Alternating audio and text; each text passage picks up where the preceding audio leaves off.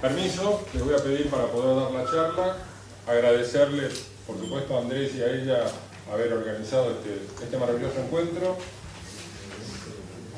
La idea mía era venir a encontrar respuestas y llevarme alguna pregunta nueva en este encuentro. Encontré muchísimas respuestas, pero me llevo millones de preguntas, otra vez, como siempre ocurre en este tipo de encuentros. Yo había preparado una charla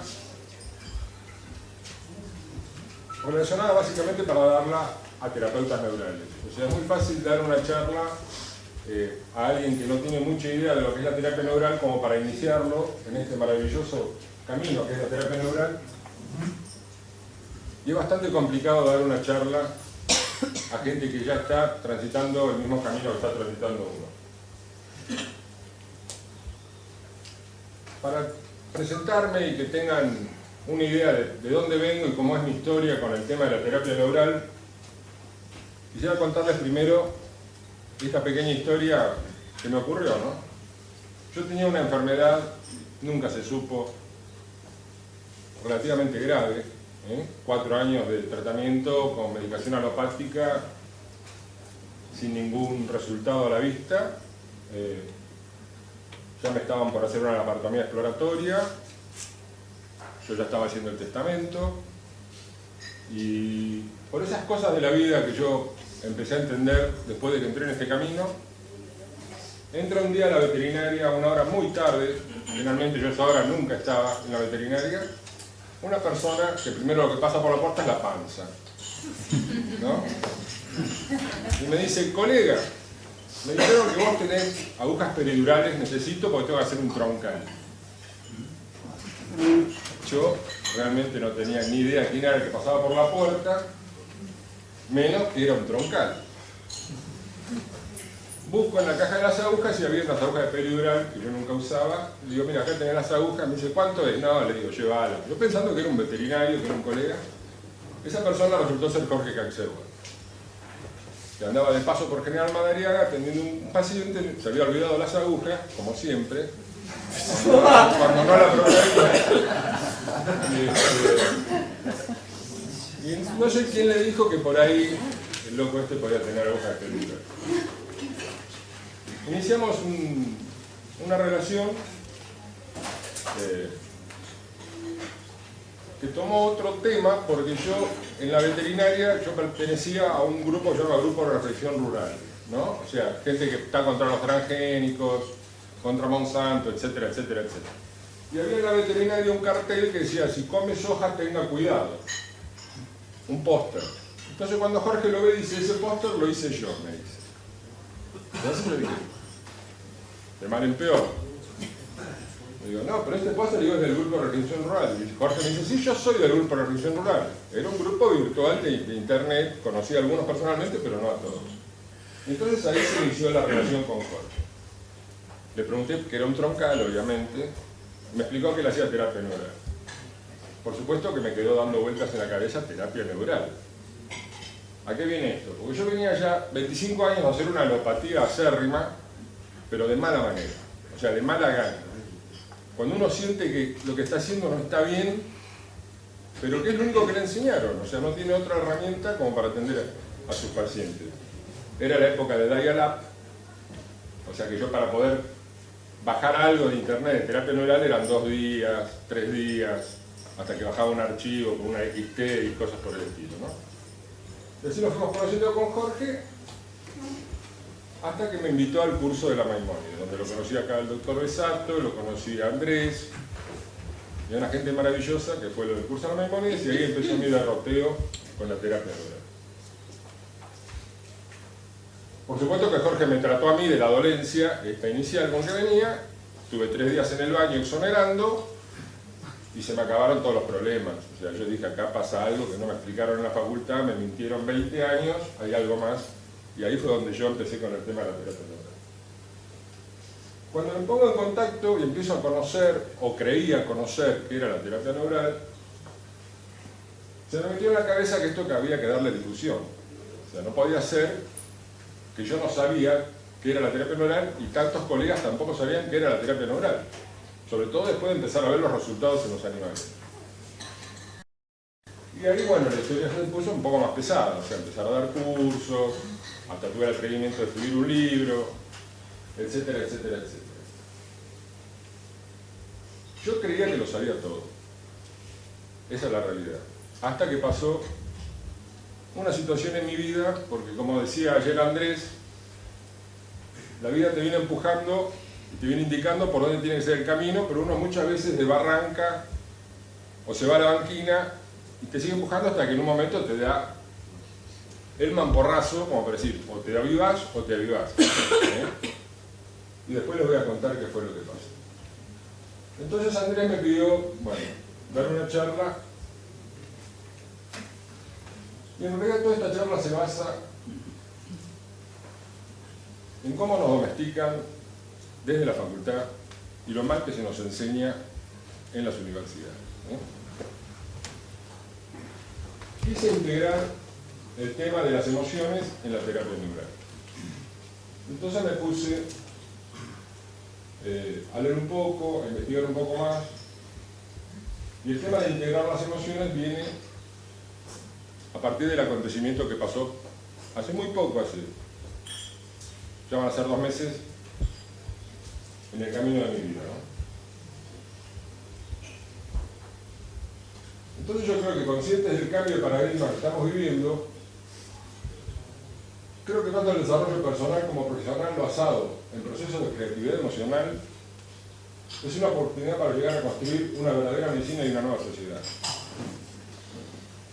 Y estas son las 2 palabras que a mí más me impulsan a hacer todo esto. O sea, cambiar el paradigma, básicamente tratando de buscar,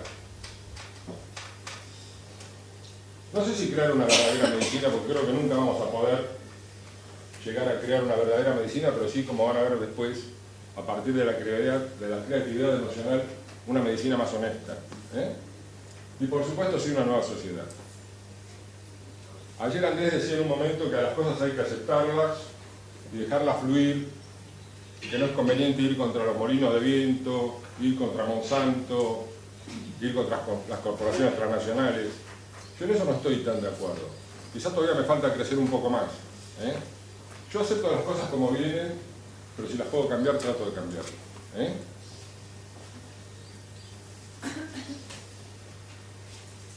Aristóteles decía que educar la mente sin educar el corazón no es educar en absoluto. Y esa es la educación que se nos da en los claustros. La creatividad emocional es la capacidad que tienen las personas de realizar propuestas creativas para solucionar situaciones diferentes, no solo desde la experiencia previa, que sería la experiencia que podemos tener nosotros en la camilla, la experiencia de nuestro paso por toda la cadena de estudios, sino desde la experiencia vital. Y esa es la palabra que más me pegó en esta frase, porque me sentí muy integrado a ese concepto, ¿no? La experiencia vital. De la personalidad y, por supuesto, de la forma de sentir e interpretar las emociones, porque no todos interpretamos o sentimos las emociones de la misma manera. Pero la otra palabra que me interesó fue sentir. O sea, no pensar las emociones, sentirlas.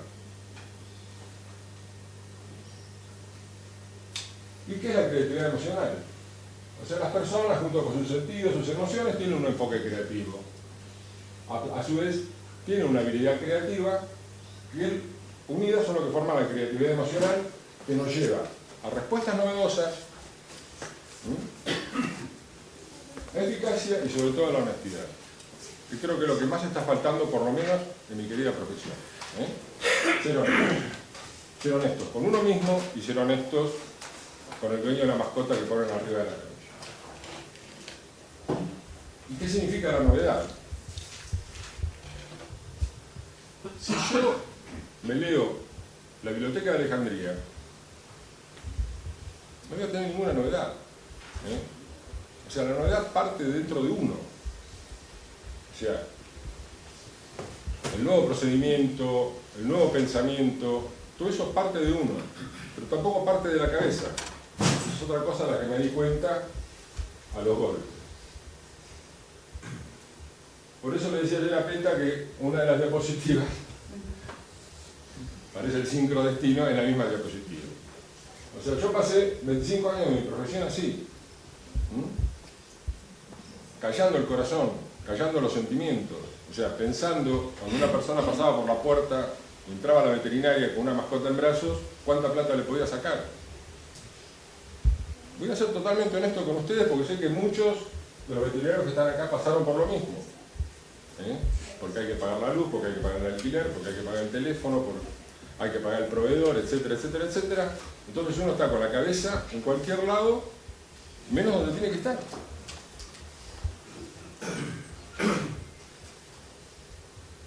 A esto llegamos actualmente con la profesión de veterinario. Y acá me quiero también detener un poco en lo que dijo ayer, o el tema que trataban ayer sobre la odontología con el doctor Petra, ¿no? Porque la medicina de humanos, entre comillas, y la odontología ya está en el infierno. Pero nosotros los veterinarios todavía podemos cambiar el camino. O sea, dejar de seguir esa zanahoria y no terminar en el infierno que terminó la medicina. O sea, si nosotros tenemos una veterinaria o un consultorio, es un kiosco con 42 bolsas de alimento balanceado, y lo sabemos, porque yo con los colegas que hablo lo saben. Esos alimentos balanceados son los que van a llevar al sarro, no me lo va a discutir nadie, gingivitis, periodontitis, pérdida de piezas, etcétera, etcétera, etcétera, etcétera, etcétera. Pero tenemos que vender alimento balanceado. Yo en lo personal no lo vendo. Pero esa es una de las cosas que hay que cambiar. Ustedes saben que en este momento en medicina veterinaria se están haciendo tratamientos de conducto, se están colocando amalgamas, se están colocando implantes. Ortodoncia. Ortodoncia. En el zoológico de Santiago del Estero están haciendo implantes a unos animalitos ahí que han quedado. Bueno, esto viene de la época que se hacía en bovinos, por el desgaste dentario, para que la vaca pudiera parir 2 o 3 veces más, ¿no? Y después se fue pasando ahora, y ahora tenemos grandes odontólogos veterinarios, y yo no los voy a criticar, porque así están formados.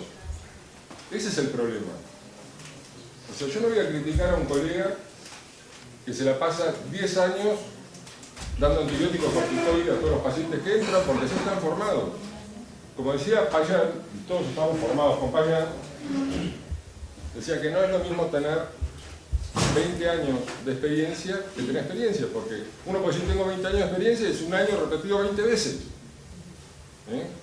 Eso no es tener experiencia.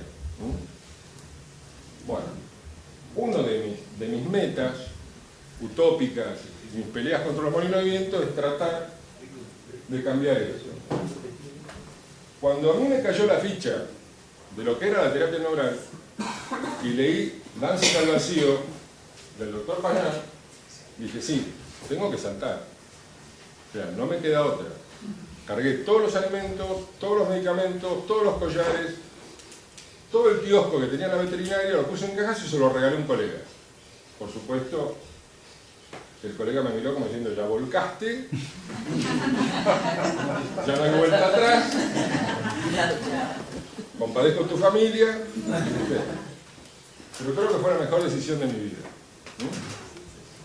Fueron 5 años después de remarla muy duro, porque todo eso que regalé había que pagarlo, porque nadie está de compra y contado en veterinaria, eran todos cheques voladores que habían ido. Y cuando terminé todo, fui al banco, devolví chequera, devolví tarjeta, devolví todo, le dije muchas gracias por sus servicios, y no me agarran más. Pero esto es lo que está pasando con nuestra querida profesión. Corriendo siempre atrás de la zanahoria que nos pone el sistema de la... Entonces me puse a leer, porque yo digo, en algún lado tiene que estar el error, en algún lado tiene que estar el problema. O sea, ¿cómo puede ser que yo me encuentro con colegas que salieron hace 6 meses de la universidad y ya están pintando la veterinaria con los nombres de los alimentos balanceados y ya están... Digo, no puede ser. Me trae gente su perro o su gato a atender y yo le hago un cambio de dieta y le digo, deje que el perro sea perro. Y me dicen, pero ¿puede comer carne el perro? Eso me lo dice el dueño del perro. Es loco. Es loco. Si le doy un hueso no le va a romper los dientes. Le digo, señora, el hueso es el cepillo de dientes del perro. O sea, el perro es un lobo que desgraciadamente lo domesticamos o nos domesticó a nosotros. Ahí me queda la duda. Pero trátelo como perro, no lo trate como persona. Y ahí empiezan todos los problemas. Entonces digo, ¿dónde está el error? O sea, ¿dónde nace este problema? Y el problema nace en las universidades. O sea, yo soy convencido de lo que dice Edgar Morin. O sea, hay que destruir las universidades. O sea, él dice hacer multiversidades. O sea, uno no puede ser médico o veterinario sin ser filósofo, sin ser poeta, sin ser artista. Ustedes entran al consultorito modesto que tengo yo en General Madariaga y no hay títulos colgados en la pared, podría llenar la pared de títulos. Hay cuadros míos colgados en la pared.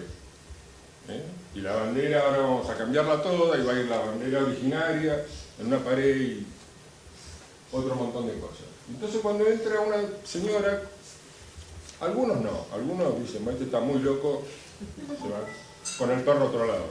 Pero la mayoría dice, qué agradable estar acá. Por ejemplo, el guardapolvo blanco. Odio el guardapolvo blanco. Es un uniforme. O sea, yo salí de la facultad y lo tiré. Y todavía no sabía ni que existía la terapia oral. Bueno, el término inteligencia emocional fue utilizado por primera vez en 1990 por esos señores, y la definen como la capacidad de controlar y regular las emociones de uno mismo para resolver problemas de manera pacífica, obteniendo un bienestar para sí mismo y para los demás. O sea, yo estoy 25 años ejerciendo en mi profesión, a la que adoro, sufriendo. Yo no tenía ningún bienestar, sacando las cirugías, que las amo. Pero el resto era un sufrimiento. Por supuesto que también hay guía del pensamiento y de la acción. Y en realidad, la inteligencia emocional no es otra cosa que transdisciplinariedad, pero interna. Nosotros hablamos mucho de la transdisciplinariedad, como habla también de Edgar Morin, de incorporar las distintas ciencias para poder hacer una ciencia más humana, más sana, más honesta. Pero también tenemos que integrar todas nuestras inteligencias, para que podamos ser nosotros despiertos, los que estamos atendiendo o dando un servicio al dueño del paciente y atender al paciente.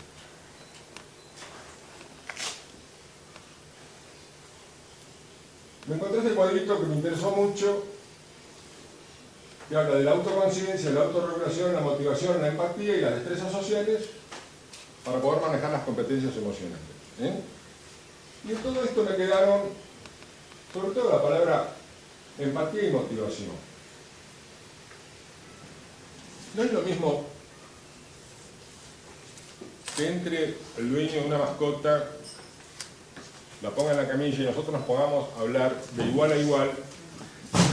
Eso va a llevar a una empatía bastante interesante, a que nosotros nos pongamos un banquito al lado de la camilla y nos pongamos por arriba del dueño de la mascota como los grandes doctores que somos los dueños de la verdad universal. Son dos cosas que tenemos que buscar, sobre todo cuando hacemos terapia neural, la motivación y la empatía. Yo me di cuenta que si estoy en un mal día, por ejemplo, tuve algún problema X, no viene al caso, yo no puedo atender a un paciente. Porque no estoy siendo honesto con este paciente. Yo no estoy en mi 100% de capacidades totalmente abierto como para poder atender a ese paciente. Entonces, digo, en 1990 me hablan de inteligencia emocional, digo, pero generalmente nosotros, los occidentales, y los dueños del planeta, damos por novedades cosas que se conocían hace miles de años. Entonces me puse a investigar cómo nombraban o cómo manejaban o cómo categorizaban nuestros ancestros la inteligencia emocional. Y me encontré con la Chacano en la Cruz Andina, que en realidad la sumatoria de todos esos cuadros nos dicen que hay que ser veraz, que hay que ser haragán, ser honesto y ser fiel y leal. Sobre todo ser fiel y leal con uno mismo. Y lo que más me interesó fue la parte superior derecha, donde habla de Tatay, de Munay y de Yankay. El lado superior izquierdo representa las tres formas de conocimiento.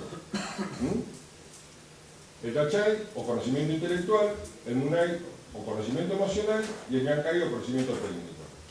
A nosotros en las universidades nos dan el Tatay y el Yankay. ¿Estamos de acuerdo? Nos enseñan a operar, las técnicas operatorias, poner un suelo, dar una inyección, etcétera, etcétera, etcétera, y nos dan toda la perorata de la teoría. Pero de conocimiento emocional, absolutamente nada. El Tatay relacionado con la mente, o sea, el conocimiento intelectual, el Munay con el corazón y el Yankay con los centros superiores o las entrañas. Y yo he visto ayer, y me llamó realmente poderosamente la atención, digo, estamos todos en la misma onda. Porque ayer habló Andrés, habló Jorge, hoy habló Gómez, habló el doctor Teta, y todos nombraban al corazón. El gran olvidado en nuestras profesiones. Y acá voy a detener un ratito y contarles qué es lo que me pasó. O sea, tuve yo muy malas experiencias con la medicina ortodoxa u oficial, ¿no?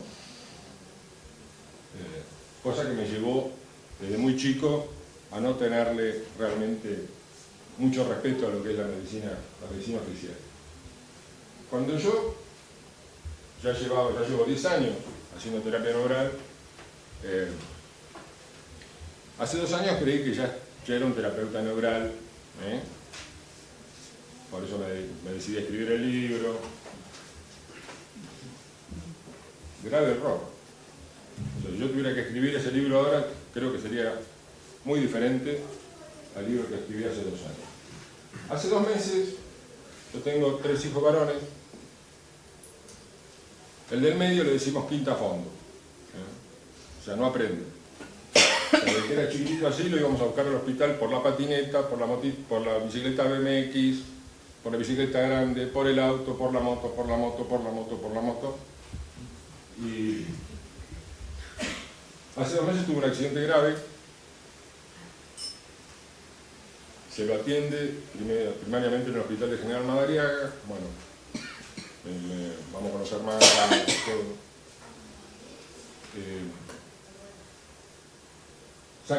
No andaba el tomógrafo en General Madariaga, como siempre, entonces hay que derivarlo a Pinamar. Vamos a Pinamar, le hacen la tomografía. Por supuesto tenía la pierna quebrada, que ya se había quebrado una vez, se había quebrado por sí. En la tomografía se junta una junta de neurólogos, no se ponen de acuerdo, dice hay que derivarlo a Mar del Plata, acá hagan nuevas tomografías y hay otros neurólogos más capacitados. Cuando lo suben a la ambulancia pasa algo de lo que decía hoy Gómez, algo parecido. O sea, no lo respetan. O sea, él estaba sacado, pero sacado de bronca. Decía, soy un pelotudo, otra vez me la puse con la moto, otra vez los fierros en la gamba, otra vez y otra vez. Y los médicos, para no tener problemas, lo primero que hacen es el líquido blanco, endovenoso, lo planchan y la anestesia inhalatoria para mandarlo a Mar del Plata en la ambulancia, para que no moleste la ambulancia. Es básico que un traumatizado no se pueda anestesiar. Por supuesto entró en coma a mitad de camino a Mar del Plata. En la ambulancia iba el hermano menor y yo estaba esperando al hermano mayor para salir con el auto para Mar del Plata. O sea, él ya llevaba 1 hora antes y me llama el hermano menor por teléfono diciendo Sebastián entró en coma. Y eran las 2 de la mañana y a mí el corazón me hizo... Bueno, vamos a Mar del Plata, 12 horas de coma, y se despierta Sebastián. Yo estaba al lado y fue un abrazo de 10 minutos. O sea, ese abrazo de 10 minutos, te quiero papá, te quiero hijo, ahí me hizo dar cuenta que algo me estaba faltando en lo personal para poder entender a ese dueño y a esa mascota que pone en la camilla. O sea, eso sentí como que acá se hizo ¡pah! O sea, explotó, se abrió. Y ahí la vida me hizo así. O sea, la vida, la forma de ser, a qué le doy importancia, a qué no le doy importancia. O sea, me di cuenta, como decía hoy el doctor Gómez, que ahora puedo mirar para atrás y reírme. O sea, si me pasa algo mañana, yo miro para atrás y me río. O sea, no me voy con angustias. Bueno, entonces empecé a ver los pacientes de otra manera y es lo que me gustaría que los colegas, sin la necesidad de tener que pasar por esto porque no se lo deseo a nadie, traten de empezar a practicar con sus pacientes. No hablar con el dueño era algo que estaba fuera del problema, y por supuesto análisis, ecografía, tomografía, bla, bla, bla, bla, pero nunca conectarse.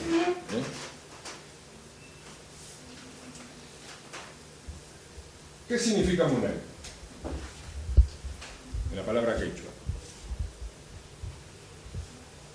Te amo, pero más me pegó, sé quién tú eres. Porque en ese abrazo que me di con mi hijo, ahí supe quién era. O sea, 23 años y no lo conocía. Como él, 23 años, no me conocía a mí. Y no solo que nos conocimos con mi hijo, sino que los conocí a sus hermanos, y conocí de vuelta a mi familia. Es difícil de explicarlo, pero eso es lo que hay que tratar de hacer en la camilla, o sea, saber quién es el que pasa por la puerta.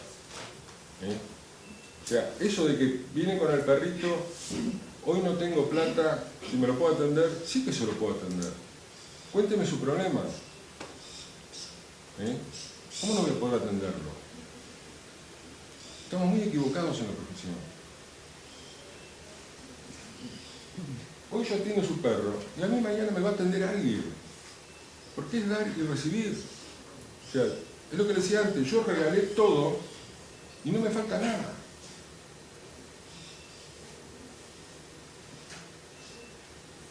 Y esta es otra palabra que la escuchaba siempre yo en los cursos de terapia neural, y la escuchaba como al pasar, famosos antipersar, el intersomos, etcétera, etcétera, etcétera. Y en realidad es el sentir pensando. O sea, apaguemos un poquito la cabeza cuando se pone el paciente en la camilla. No empecemos a pensar frecuencia cardíaca, temperatura corporal, patatín, patatán, patatán. Miralo a los ojos al perro, mirá a los ojos al gato, mirá a los ojos al dueño. Cambia toda la consulta. Aparte que se hace, no sé cómo explicarlo, agradable. A uno lo llena.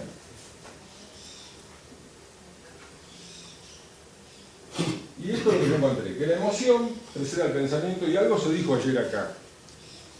Y como yo todavía sigo con mi banquinazo científico, como ayer, después le pedí disculpas al doctor Cobal por el tema del campo interferente, cada tanto me voy a la banquina. Vengo y le pego de vuelta el volantazo. Pero aquí en este caso me fui a la banquina de vuelta y digo, ¿cómo? La emoción precede al pensamiento. Y claro, porque primero, a través de nuestros sentidos, llega por una sola sinapsis, no necesitamos más, a la amígdala. Y la que responde es la amígdala antes que responda a la corteza. O sea, las emociones son mucho más, las respuestas emocionales son mucho más sinceras, no son elaboradas. Por eso un perro es fiel hasta la muerte. Por suerte no usa la corteza. O sea, vive respondiendo con emociones. O un gato.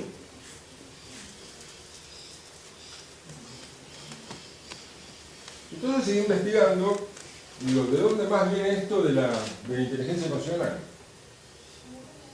Y ya la sabiduría hindú, por otro lado, afirma que la información en sí no crea o cataliza ninguna transformación. Es lo que yo les decía, yo me puedo leer, si la vuelven a armar, la Biblioteca de Alejandría, o me puedo leer la Biblioteca de la Facultad. En realidad no me voy a enterar de nada. Voy a acumular y acumular y acumular datos, que lo que van a hacer es confundirme cada vez más. El aprendizaje cognitivo tiene que ser traducido a un aprendizaje experiencial, o sea, tener la experiencia, vivir la experiencia con el paciente. Algo que le decía Gómez. O sea, a nosotros nos pasa, que atendemos a diario pacientes terminales, sobre todo en los últimos años, con el tema de cáncer en mascotas que antes no se veía tanto. Y miren hasta dónde está llegando el desastre de nuestra profesión, que salen avisos en determinadas revistas veterinarias, eutanasias a domicilio.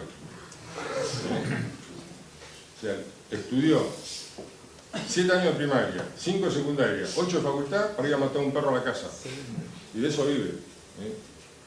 O sea, no lo voy a juzgar. Pero hay algo que nos está como poniendo vendas en la cara, nos está tapando, no nos está dejando ver la realidad. Y nosotros vivimos a diario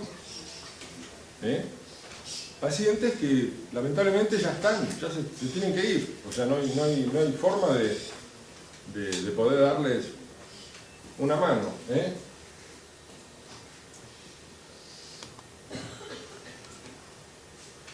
Entonces ahí es donde tenemos que empezar a entender al dueño del paciente, al entorno del paciente, qué significa ese paciente para esa familia, cómo lo vamos a ayudar, cómo lo vamos a acompañar, cómo podemos, porque tenemos que hacer, los que somos veterinarios no sabemos que somos no solo veterinarios, somos cirujanos, somos enfermeros, lavamos el piso y encima somos psicólogos, porque estamos en continuo trato con el dueño del paciente y con los problemas que el dueño del paciente nos trae.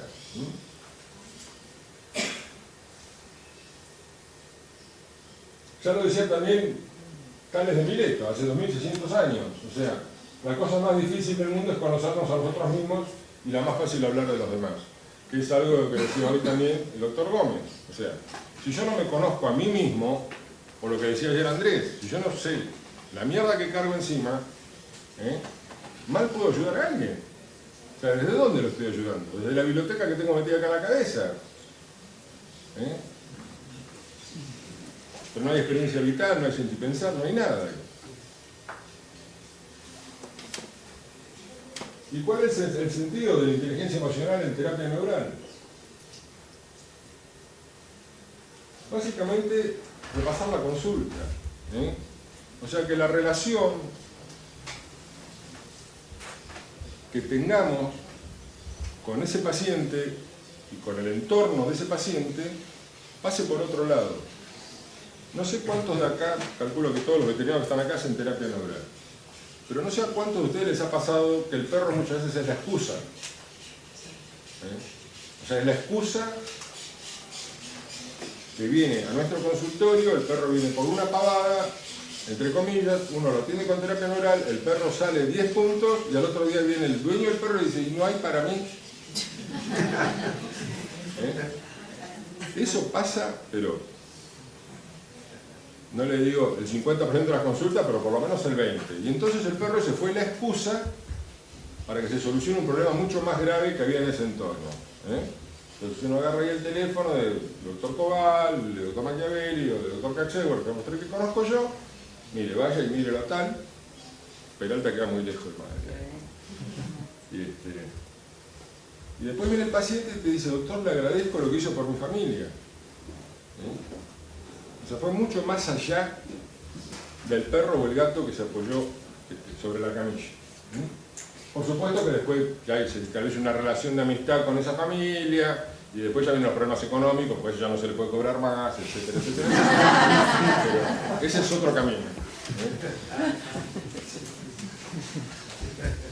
O sea, interpreto realmente a mi paciente en su totalidad. ¿Y qué es la totalidad del paciente? Por suerte con la terapia neural ya salimos del hígado, del estómago, del riñón, llegamos al perro. Pero después hay que salir también de él. Básicamente es el cuerpo, su ser y todo su entorno, o sea, su historia de vida. Y es importante acá la historia de vida de la que tanto se habla en terapia neural, sobre todo, yo me he dado cuenta estos últimos meses, ya lo venía presintiendo de antes, pero por supuesto lo presentía, no lo aceptaba y la vida viene y te ¡paf! Ahora sí, ahí lo tenés. Es el tema emocional de los animales. A mí no es que me diga que los animales no tienen emociones. Nunca le miró los ojos a un perro. Y después vamos a ver el tema de la importancia de los bloqueos emocionales en los perros. Es importante entender el recorrido de ese sistema en la línea del tiempo también, pero ya no buscando el campo interferente, sino tratando de ver la película. No nos enseñaron a nosotros a ver la película del paciente. No podemos seguir ignorando la historia emocional de los pacientes. O sea,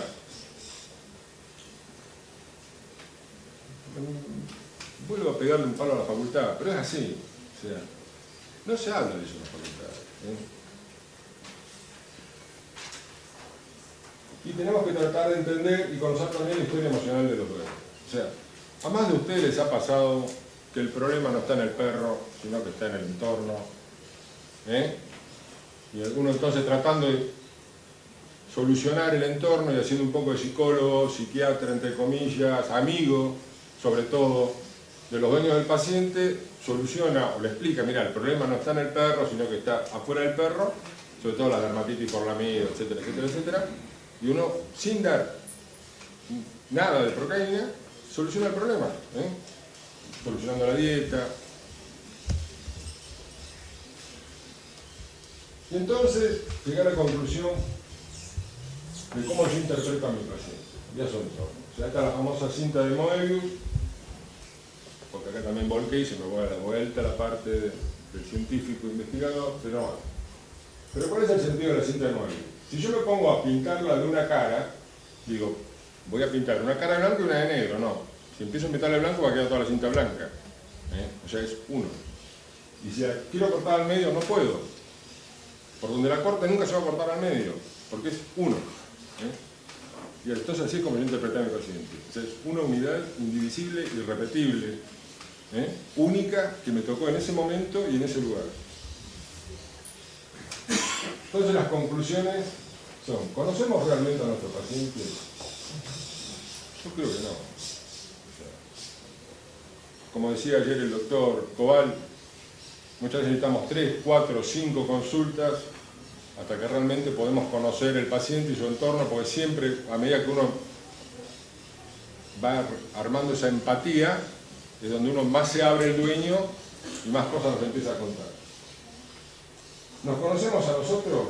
Yo calculo que no me va a alcanzar la vida para conocerme a mí, más con todas las cosas que me pasan. O sea, cada vez pasa algo nuevo.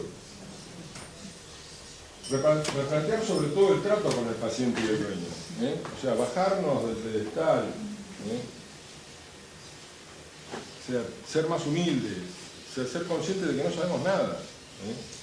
O sea, que en realidad lo que vamos a hacer, como se dice en terapia, es un impulsito inespecífico y el que va a reordenar va a ser el paciente y muchas veces reordena el paciente, el entorno y mucho más eso. Conocer dentro de lo posible la historia de vida del dueño, porque es parte de ese paciente. Es algo que no preguntamos nunca, o por lo menos nunca lo preguntábamos. Ahora me pasa que, por ejemplo, me dice, ¿qué le importa a mí? Cuando le pregunto al dueño algo, bueno, yo lo necesito para saber cómo es todo. O sea, si llevan bien en su casa, hubo algún cambio en la familia, te peleaste con tu mujer, viste cosas así, chumba, ¿qué te importa? No, sí me importa. Porque en realidad el dueño y el paciente, yo llego a la conclusión que son las dos caras de la misma moneda. O sea, son inseparables. Por supuesto, sacando el caso del perro que encuentran en la calle, que lo traen, etcétera, etcétera. Esta es la segunda parte que iba a mostrarles.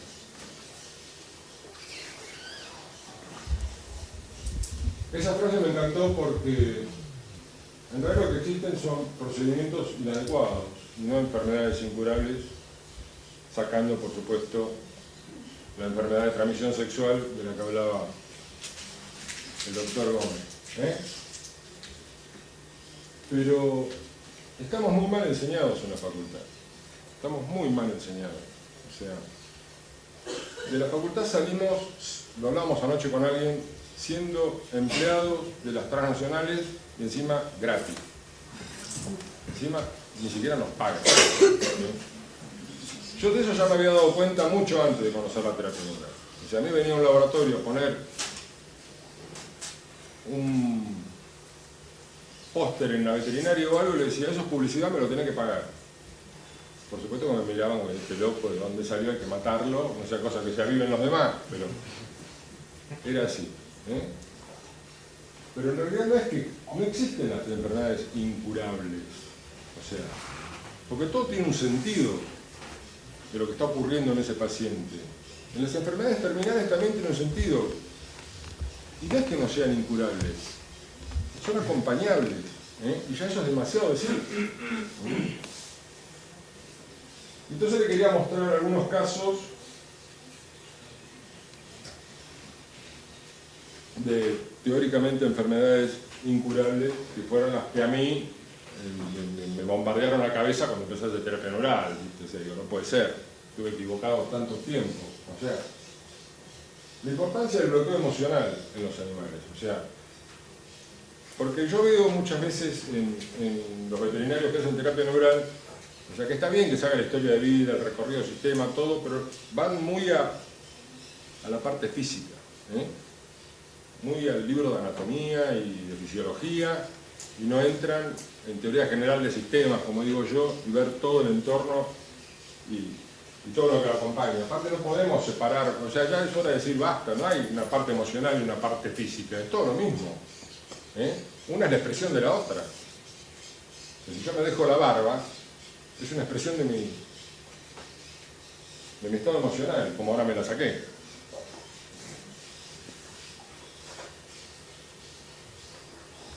Y esto, por ejemplo, es un caso. Lo que se ve arriba es un carcinoma inflamatorio mamario. O sea, esto es una perra mamaria.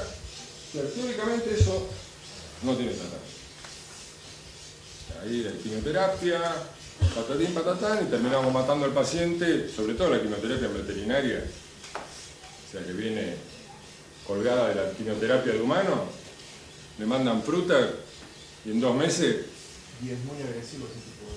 Sí, pero aparte la quimioterapia, te digo, es lo más agresivo que hay en veterinaria en este momento. O sea, no hay paciente que dure 2-3 meses con quimioterapia. Y ustedes ven en 15 días. Porque esa es otra cosa que tenemos nosotros, mucha suerte los veterinarios en relación a los médicos. O sea,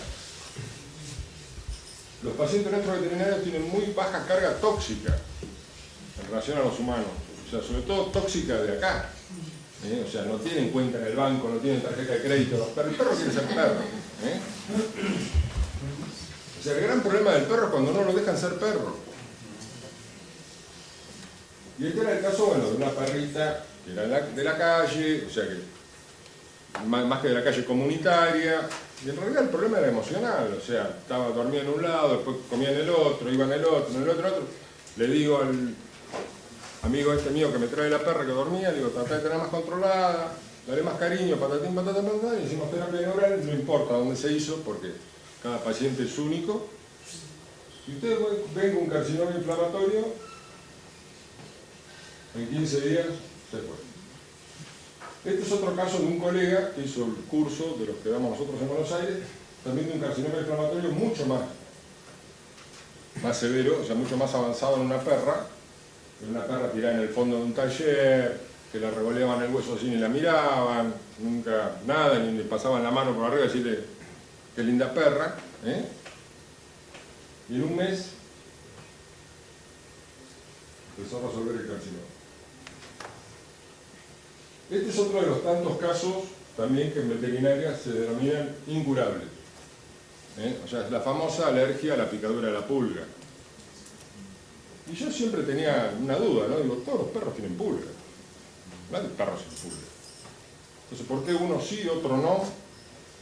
Y normalmente el tratamiento de esto es corticoide, corticoide, corticoide, corticoide. Cuando se infecta un poquito antibiótico, después siguen corticoide, hasta que los riñones y las adrenales dicen puff y se acabó el perro. Esto me trajo problemas. Porque De la primera foto a la segunda foto hay 18 días. Entonces después empezó a venir gente a la veterinaria, humanos, pelados.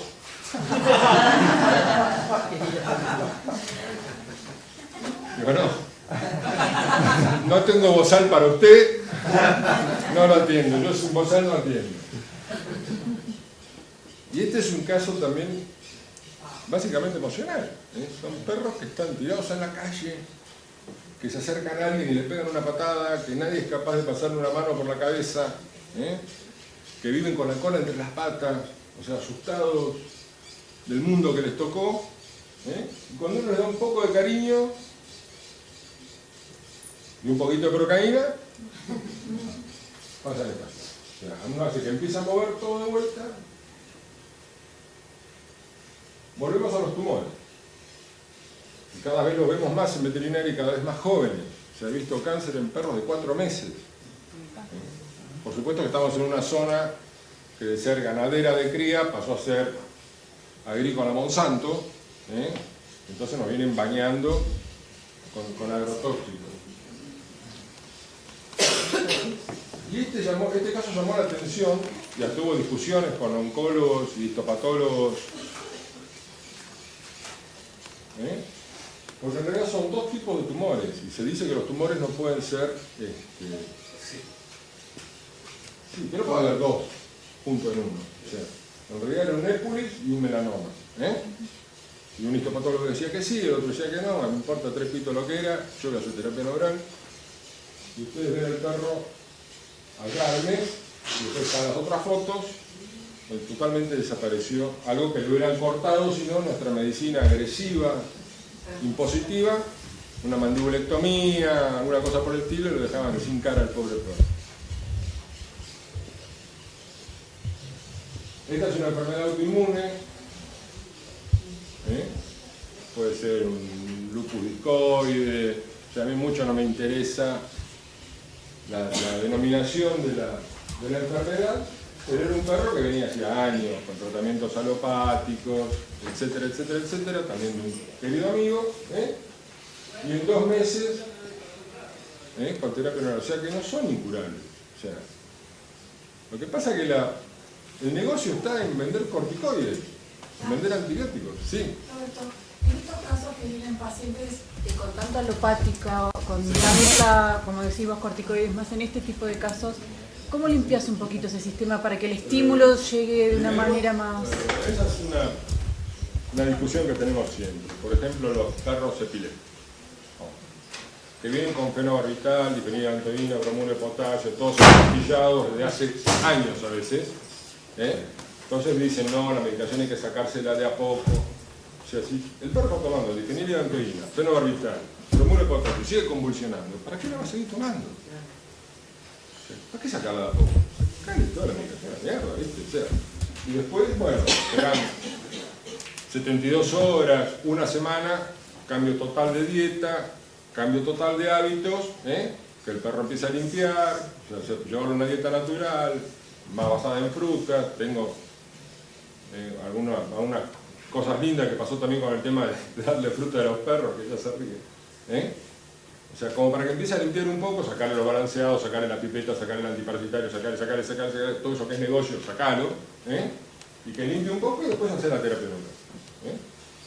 Cuando vienen así, muy llenos de corticoides, también por ahí una semana, a una dieta natural, ¿viste? El agua, hay que tener mucho cuidado, o sea, la zona donde estoy yo son aguas arsenicales, sumale a que le meten 40.000 toneladas de cloro, o sea que te bañás y quedas rubio con el agua, entonces que tome agua de pozo, y tiene Escherichia coli, prefiero la Escherichia coli al cloro, ¿viste? Toma agua de pozo, agua de lluvia, agua mineral, lo que sea. Y después sí encarás la terapia neural, y después, bueno, ya sabes todo. ¿Solitos para así con procaína, vitamina C, armar algún tipo de...? No, ya no. O sea, hice de todo. O sea, yo no lo voy a negar. Pero ya soy un convencido que, o sea, estando bien el terreno, o sea, acomodando el terreno como para que pueda tener energía para responder a ese impulso específico de la terapia neural, después el resto lo hace el paciente. O sea,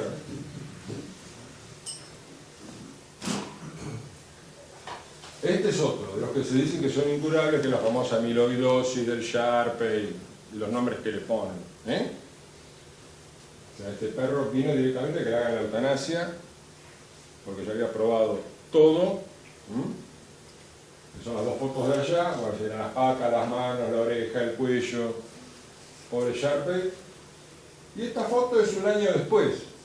Pero ¿por qué? O sea, yo le hice terapia neural y después no apareció más el perro. Dijo, bueno, se fue. Y al año apareció con el perro por otra cosa. Y yo no quería matar al dueño. ¿Por qué no me avisaste? No, si empezó a mejorar, entonces no fui más. Y eso nos pasa, que lo vemos después al año, a los 2 años, con una sola sesión de... O sea, es la terapia neural más el cambio de dieta, cambio de hábito, o sea, manejar el entorno. Este fue uno de mis primeros casos de terapia neural cuando tenía un mes de leer, no, de hacer el primer módulo de los memones. O sea, en kamikaze total. Y esta es una perra de Carilo que se llama Piquetera, y hacía también como un año que venía con tratamiento de corticoides, baños, antibióticos, patatín, patatán.